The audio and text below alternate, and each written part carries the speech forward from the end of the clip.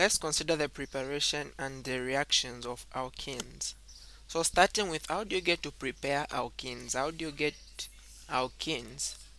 So one method that you can use to get alkenes is acid catalyzed dehydration of alcohols. And we know dehydration is just the loss of water or the release of water in a chemical reaction. So when you get to react these alcohols in the presence of an acid, they get to release water, and at the end you are going to have the equivalent alkene as product. And we can get to consider examples of this kind of preparation. So let's say we have got ethanol.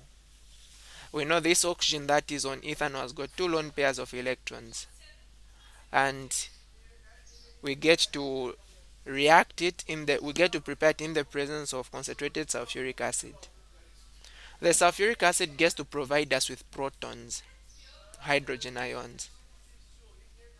So what gets to happen is that this hydrogen ion goes and attaches on the oxygen, which has got a lone pair of electrons, and because of that they get to form a bond.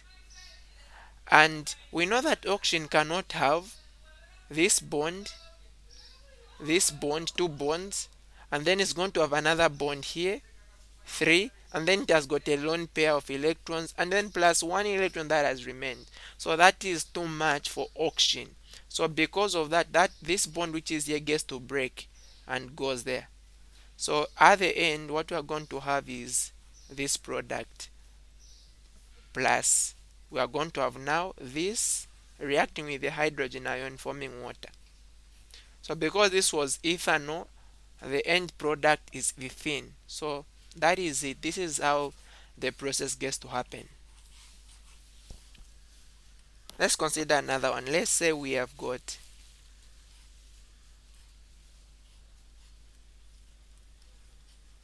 this is cyclohexanol, and we get to react it also with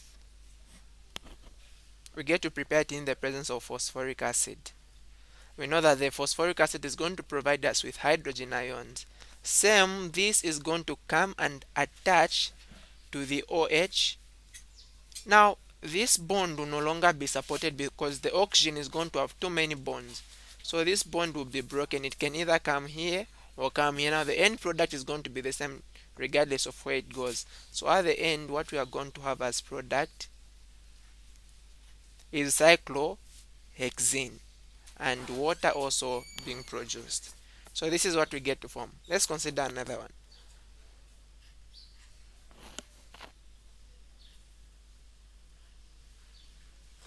So let's say we have got this one, which is 1,1 dimethyl ethanol, or we can say this is because we have got 1 2 3 4 carbons, so this is going to be tet-butanol. So you can also say that. So what happens when you react it in the presence of sulfuric acid, or prepare it in the presence of sulfuric acid? So the hydrogen ions coming from the sulfuric acid gets to attack this oxygen with a lone pair. This bond is now going to be broken. So what we are going to have is a double bond here. We remain with these two carbon atoms which are this side, and then we are going to have water. So at the end, what we have is this compound with these three carbons.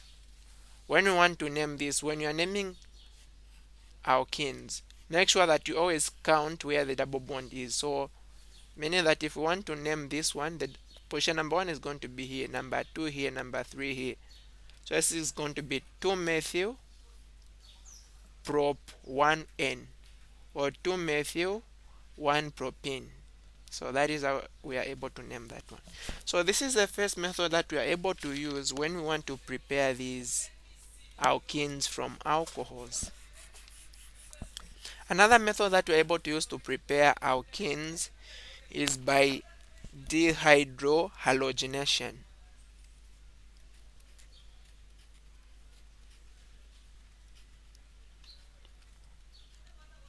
Now from what we are able to get, dehydrohalogenation, meaning we are removing hydrogen and also removing an halogen in this same reaction. So let's say we've been given this compound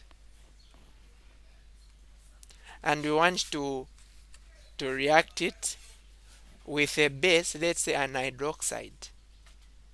So the bases which we use here, basically these are just nucleophiles, these which have got lone pairs of electrons that are able to attack. Of course, alkenes themselves, they also act as nucleophiles because of the double bond which has got a partial positive charge. So what is going to happen here is that this nucleophile which we have is going to attack an hydrogen. Now from what we're able to see on this one, here is a fluorine which is the halogen. So you consider one carbon away from the carbon that has got fluorine, so either this one or this one.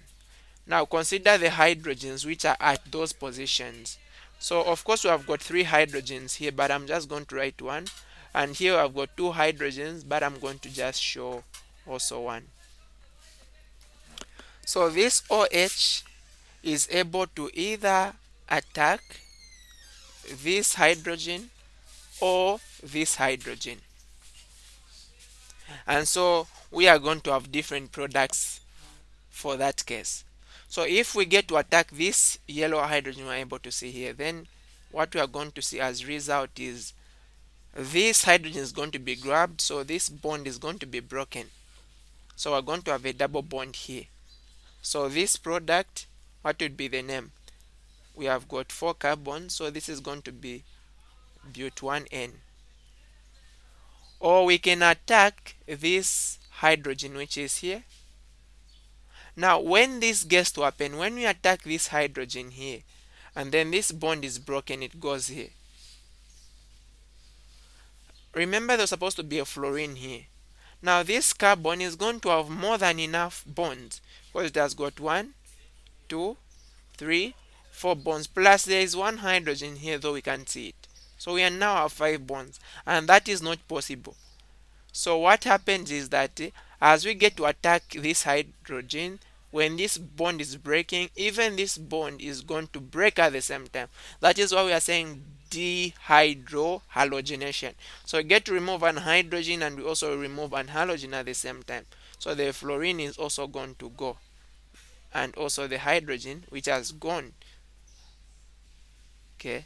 And then another product that we're going to have if we have attacked this hydrogen is that we are going to break this bond, and the bond is going to come here. Now the bond is supposed to come here and not here. Why? Because we are also removing a fluorine. If we take the bond here, what we are going to have is we are going to have a positive charge, we are going to have a carbocation at this point. So that is why the bond is going to come here to balance that charge that is going to be formed at that point. So because we have got 2 hydrogens here, it is either we are able to attack this hydrogen or this hydrogen. So that is going to give us 2 possible products. We are going to have either a cis or a trans isomer. So this is cis 2-butene or but2-ene, and we have got the trans 2-butene. Now from these 3 products which have been formed, only one is going to be a major product. And so these 2, the cis and the trans, they are called zesive products.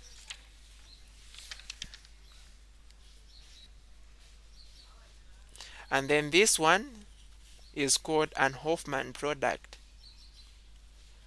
Now, what are zesive products and what are Hofmann products? So a zesive product is a product that corresponds to the removal of hydrogen from the carbon that has got few hydrogens. So if you consider this carbon here, it had 3 hydrogens. This carbon had only 2. So the removal of an hydrogen from here, the product that is going to result is going to be called a zesive product. The removal of an hydrogen from those which are a lot, the product is called an Hofmann product. So generally a zesive product is more stable than an Hofmann product, and so reactions always get to favor zesive products except in some cases, right? So this is what we're going to be able to see. And the other reason is when you get to look at this carbon which is here, this is a secondary carbon, and then the carbon which is here is a primary carbon. So in a case of an E1 reaction, when you get to remove an hydrogen from the secondary carbon, the secondary carbocation that is going to be formed is more stable than a primary carbocation. So that is why we get to favor zesive products instead of these Hofmann products.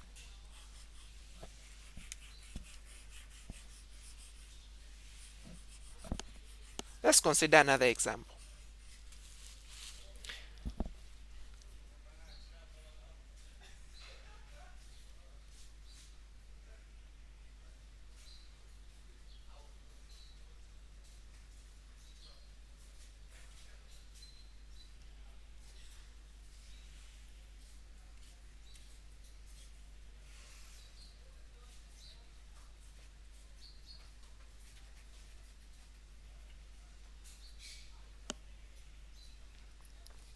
So here we have this compound.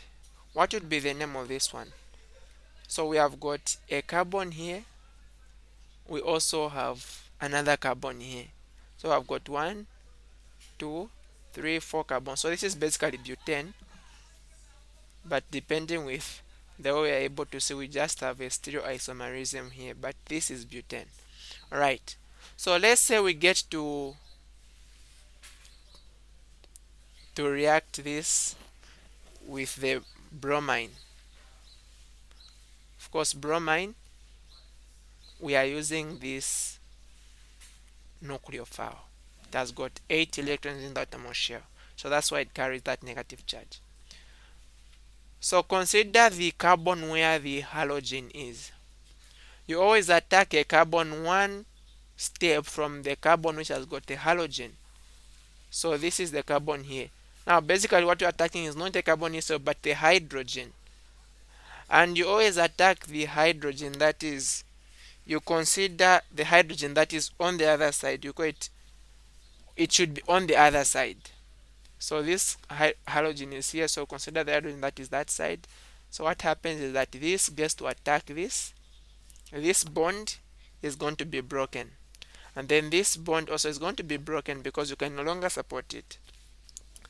Now because this carbon is no longer attached to 4 things, it will now just have 3 things to which is going to attach. So the stereoisomerism is going to go, because when we're talking about stereoisomerism, you should be able to talk about a chirocarbon, a carbon that is attached to 4 different things.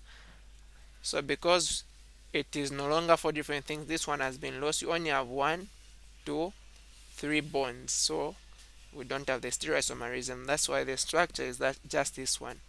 And then the products, we are going to have this B attached to H, and then you also have X with a lone pair of electrons, and it's going to have a negative charge. So these are the 3 products which we get to have. So this is what we are able to see in this kind of reaction.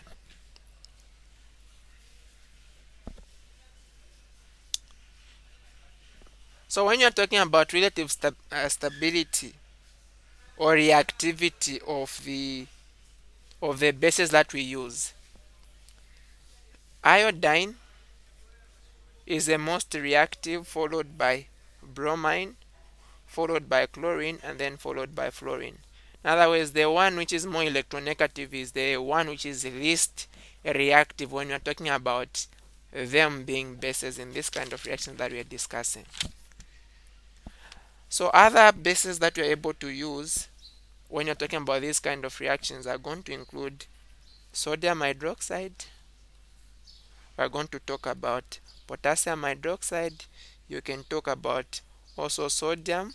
Now instead of having hydrogen, we can also substitute with an R group. We can also have potassium substituted with an R group. So basically it is sodium and potassium. Now it cannot always be an hydroxide. At times we can substitute with an R group. So for example, when you've got sodium bonded to oxygen, and then this one is bonded to, let's say, this compound. So basically the sodium doesn't take part in the reaction. So this one is going to be low. So we're going to have this oxygen with a negative charge. This is going to be called a bulk base. This is going to be a base that is going to be attacking the alkyl halide to get to form the alkene we are talking about. Okay, so let's consider another example. So let's say we've got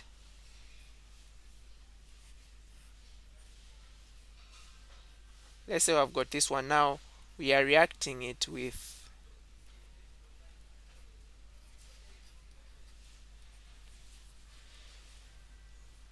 so just as I've said, this base that we're able to see here is a bulk base. It's very bulk because we can see we have a lot of carbons. Now the chlorine is attached here, so the carbon that is going to be attacked, or the hydrogen that are going to be attacked, is either this one or this one. Now from what we are able to see on this reaction, because we are using a bulk base, we can either attack this one or this one, right? But because we are using a bulk base, it is going to be difficult for us to be able to attack this. Why? Because we also have carbons which are protecting this carbon. Okay, in other words, there will be more like a repulsion to this group because it's bulk. So because of that, this will end up attacking this hydrogen which is, and so this bond will be broken and this will be also broken. And so what are we able to see? We are going to see this as a product. So when you are using a bulk base, the product that is going to be favored is an Hofmann product instead of the more stable uh, product, which is the Zesif product. So the Hofmann product is going to be much favored in comparison to the other one.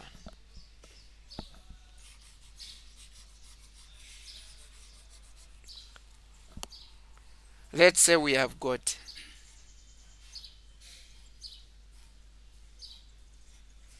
what if we have got this one?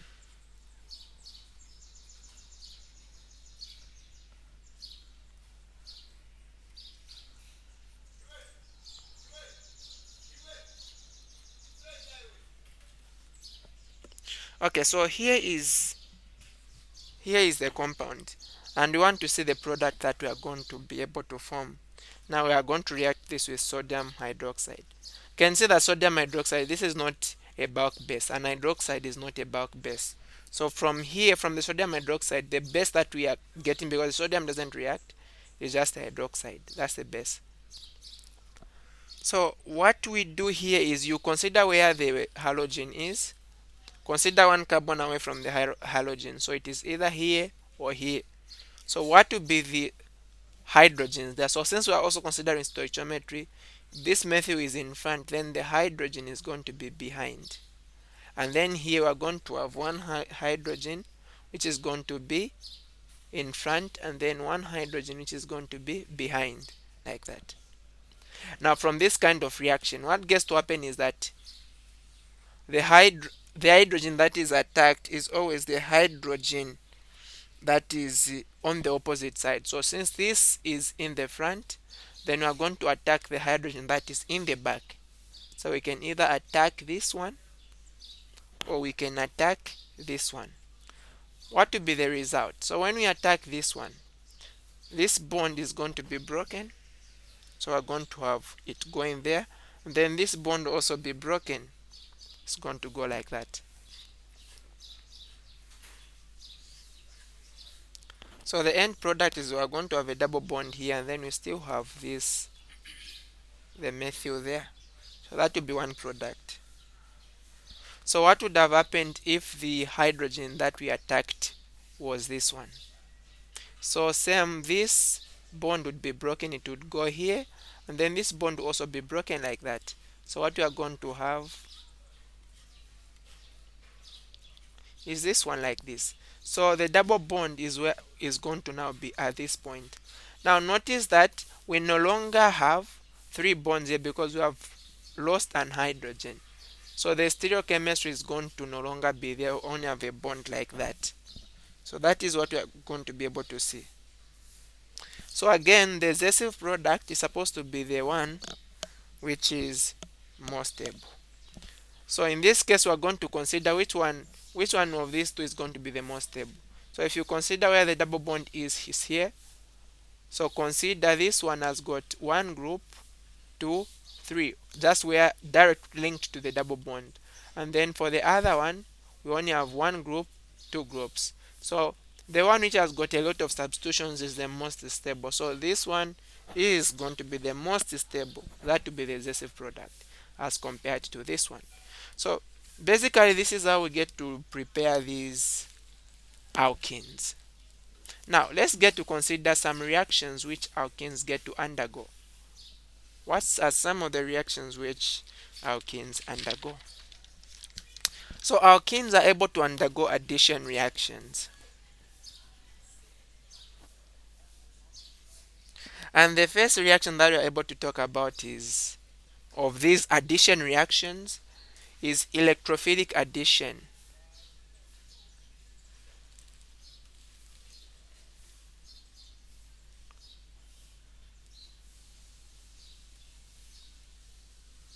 Okay, electrophilic addition of alkyl halides. That is the first thing that we're able to discuss. So how does this get to happen? So let's say we have got an alkene like this one, and we get to add hydrogen bromine, which is an alkyl halide. So what gets to happen in this kind of reaction? This hydrogen and the bromine, the first thing is that these are going to be able to separate like that. Okay, they get to separate, and what happens is that the hydrogen, you can see this, there is a double bond at this point. So the double bond is going to be broken because the hydrogen is able to attach somewhere. Okay, so if this hydrogen gets to come and attach the hydrogen, the double bond is going to be broken, and then the bromine is also going to come and be able to attach on one of these carbons. And so what we are going to be able to see, we are going to see different products. We are going to be able to see different products. Now the thing is this, you have got the hydrogen in this compound and the bromine. So the addition of this compound to the alkene is in a manner that hydrogen atoms is going to be added to the less substituted carbon. Okay, hydrogen is going to be added to the less substituted carbon, and then the bromine is going to be added to the more substituted carbon. So if you consider here, we have a double bond. Okay, we have got these two carbons on these two ends.